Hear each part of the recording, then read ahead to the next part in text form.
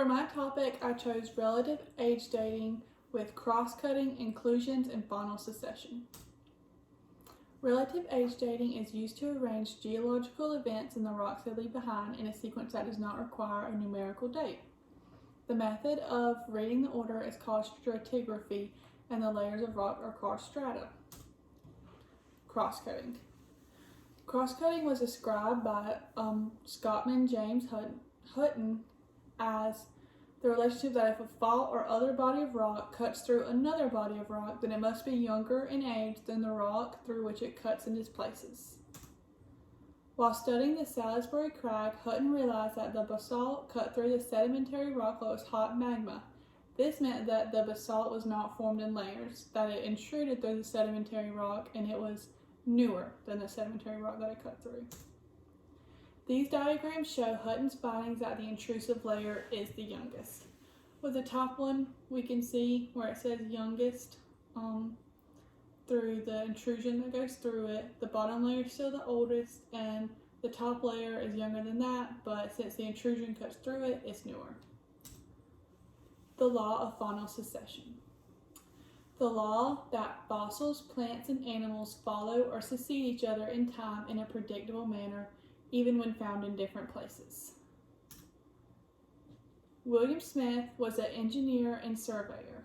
He recognized successive layers contained similar fossils which created a timeline for when they were formed. His discovery that strata may be identified by the fossils that they contain became known as the law of faunal succession. This led to fossils becoming an even more useful tool for geologists when making timelines.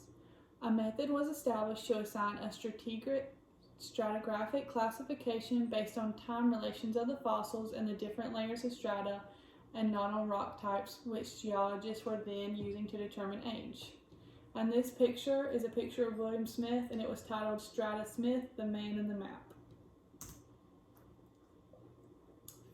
And then this diagram, demonstrates faunal successions, and as we can see, that layer 4 is even.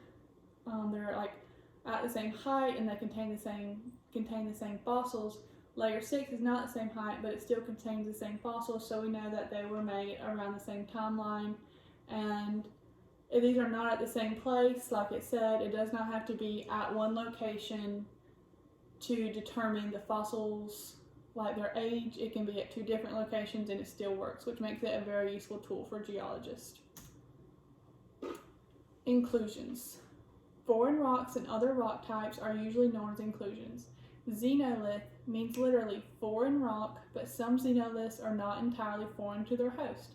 They may be genetically related, which are called cognate inclusions or autoliths. Why are xenoliths important? Many xenoliths are carried up from the mantle and embedded in magma while it was cooling. This makes them very valuable to scientists because such xenoliths that are pulled up by magma are almost the only way to know for sure what the mantle beneath the crust is made of. This means that whenever scientists and geologists are studying these xenoliths, they can learn about the origin and evolution of the host rock. Why does it matter if they are related?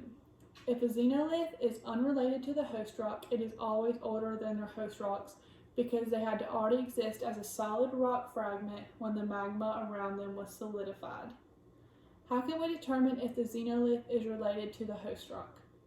Xenoliths are considered related if they are both crystallized from the same magma. And this is what a xenolith looks like. This one is 7 centimeters long. It's a xenolith of proxenite and a trachyte host rock. Pop quiz, a knowledge check. If a fall or other body of rock cuts through another body of rock, then it must be older or younger than the rock it cuts through. The answer is B, it must be younger than the rock it intrudes, and that is cross-cutting. William Smith's discovery of faunal succession led scientists to assign a stratigraphic classification based on blank and the different layers of strata and not on rock types. Xenolith, time relation to fossils, rock types, or magma. The answer is B, Although scientists were then using rock types, his discovery led them to start using the time relation of fossils. How can we determine if the xenolith is related to the host rock? If they're both from the same time period, if they contain the same fossils, if they start with the same letter, or if they're crystallized from the same magma. The answer is D. Xenoliths are considered related if they are both crystallized from the same magma. Thank you.